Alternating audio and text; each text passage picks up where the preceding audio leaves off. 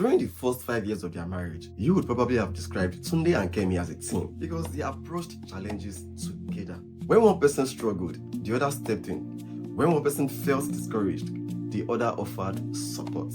Although they weren't perfect, but they had learned how to move through life side by side. At least, that was what they believed. By the time the story began, they had been married for 6 years and lived in a modest apartment in Ikeja with their 2 young children. Life wasn't luxurious, but it was stable. So Tunde worked as an operations manager for a logistics company. Kemi worked remotely as an administrative assistant for a small consulting firm. Together, they paid their bills, cared for their children, supported extended family when necessary, and occasionally enjoyed small rewards for their hard work.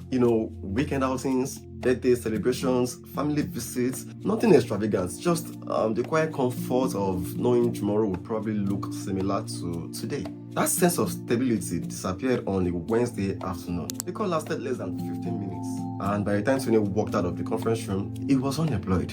The company had been struggling for months. Rumors had just circulated. People whispered about restructuring. Still, he never believed his name would be on the list. And yet, there he was, standing in a parking lot under the hot Lagos sun, holding an envelope that represented the end of a chapter he wasn't ready to close. His first instinct wasn't panic, it was embarrassment. He sat in his car for nearly an hour before driving home. Several times he picked up his phone to call Kemi, and several times he put it down again. And by the time he eventually told her everything that evening, he had already spent hours rehearsing the conversation in his head. But to his surprise, Kemi handled the news calmly. She listened, asked questions, held his hand, reminded him that one setback didn't define him.